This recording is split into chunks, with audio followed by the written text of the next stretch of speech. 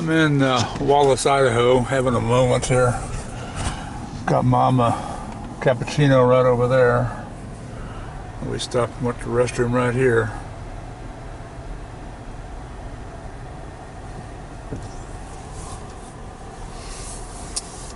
Having a mom moment here. This is kind of a neat place, and we just stopped for a pit stop here.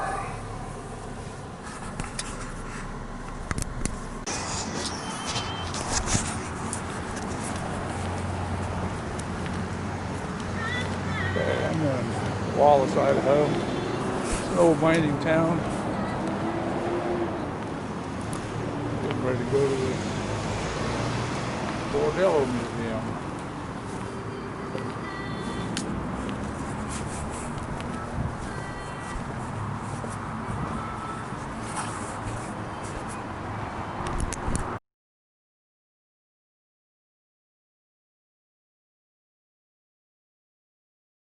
Over if I have to. This building was built in 1895. It was built to be a bar and a hotel. It was called the bimetallic building to represent the two main metals mined here in the valley, silver and gold.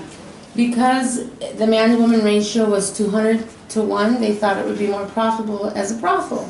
So shortly after the building was built, it was turned into a brothel. Ginger, the madam to last own this building, bought it in 1965. She was not interested in keeping the bar open. She didn't want to deal with the federal government, so she closed it downstairs and made it a storage, and for 25 years that remained a storage. This is the main door that the customers would use. It would flap back open. It would flap open and set off an alarm before. All right, just take it.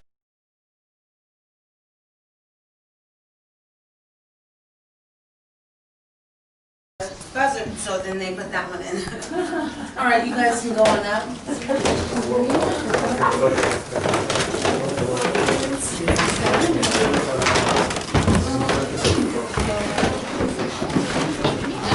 Gather together around the jukebox, please.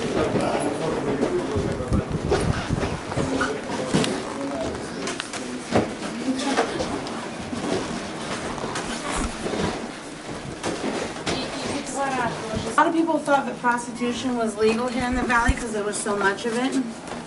On this street alone, they had the Lux, the Oasis, the Luxette, and on the other side of the Luxette, they have the U&I rooms. However, it was not. What the madams would do from each of the brothels would put a percentage of their wages each moved into a gold fund for the sheriff's department. Longer than what was expected. They ended up renting a building for 2 years and investigator or sheriff. They didn't come and close down the brothels. They wanted the big, the guy behind it. Not only was he involved in prostitution, but he's also involved in illegal gambling. Outside of each bar door, there would be like a little round light. If it was lit up, you could gamble. And if it wasn't, you couldn't. And the whole community knew that. So we were such a close community that nobody rolled over on the sheriff, so he never did get caught. Ginger never came back because the AIDS was, rampant in those days, and also she didn't want to put her ladies at risk.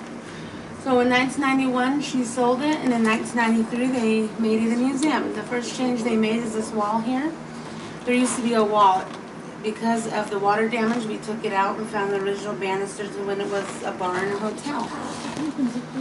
This is the main door. As you can see, there's locks from the top to bottom. This is the door. The maids would answer the door and let the guys in if they could stand tall enough to see through that window.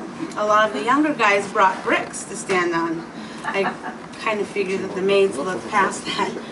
But so, yeah, if he was too aggressive, they weren't let in, of course. A lot of the ladies had times where the guys would get aggressive, and there wasn't any bouncers when Ginger first opened the place. So the maids were the ones that ended up getting hurt all the time. So, but eventually she got bouncers up here, guys.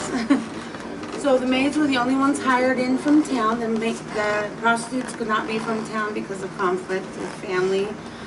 So they were from different parts of the Northwest. They could not be seen in town, so they would work 3 weeks on and a week off. Usually on that week off, they would go back home to their family. This window here is the only window that wasn't boarded up or spray painted over. It was used as a fire escape for the ladies, and they could also communicate with the other prostitutes in the other building. The kids in town would take binoculars and go sit up on that mountain and stare at the ladies. So Ginger, she sold alcohol, and how she got away with that is after a guy was let in and sat in one of the waiting rooms, he was asked if he wanted a drink. The maid would bring him a drink, and he would make a $4 or $8 contribution to that jukebox over there. And the money was always painted, so that's how Ginger could be able to tell the difference between the money she made off her alcohol and the money she made on prostitution.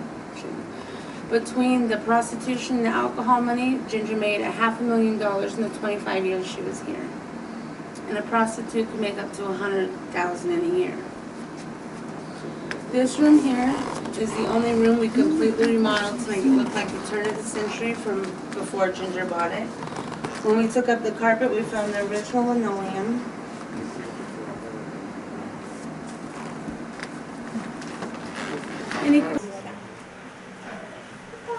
So the only changes we made in this room is we took the boards off the windows, put up the curtains, brought the mannequins up to display some of the clothing the ladies wore. If you look to your left, you'll see a band uniform. One year, the high school could not afford their uniform, so Ginger bought those for them.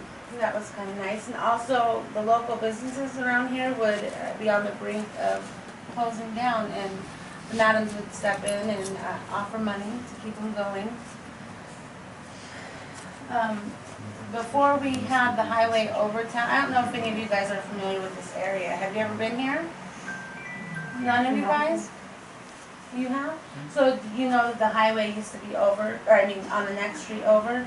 Not this street? No. Well, okay, before it was built over town, which took a lot of money from us, it was not on this street, the next street over. And since we are so close to the Canadian border, Ginger was prepared for any of her Canadian customers. So here you'll see a list of Canadian exchange rates. These are all her wigs that she wore. The Natari, she played faithfully. Some of the ladies couldn't even get her off of it, they told us. We kept in contact, that's a picture of Ginger right there. We kept in contact with her until about 8 years ago she died. So all of our information that we got is correct. And also we kept in contact with some of the ladies that worked here. And they still come and visit us. You'll see a list of, what's that? Cigarette matches. Oh, yeah. A list of Ginger's important numbers up there on the wall. There's a couple doctors up there. The girls are required to have a once-a-week checkup and a once-a-month checkup for AIDS. Also, there's different means of transportation. The girls, most of the girls that worked here worked on a brothel circuit, which they stayed at a brothel anywhere from 3 to 9 months, and then they would rotate to the next brothel. Some ladies just worked to pay their way through school and never saw a brothel again. Ginger kept a baseball bat and a shotgun by her bed at all times. I don't know where she's ever used the shotgun, but I know she swung that baseball bat around a few times. Any questions so far? So Ginger drank a fifth of black velvet a day and smoked 4 packs of cigarettes. She lived till she was 87 years old. Lucky. Ginger, yeah, Ginger bought each one of the rooms a lamp like this. The girls that worked here, the ones that got interviewed, said that they could put different light bulbs in the top of these. And most of the ladies said they liked blue the best because it made a more softer environment, more comfortable environment for them. All right, I'm going to let you look at the rooms, and then I will meet you down by the kitchen. But we're going to skip the kitchen and do the last 2 rooms. There's a little story on them, and then we'll come back to the kitchen.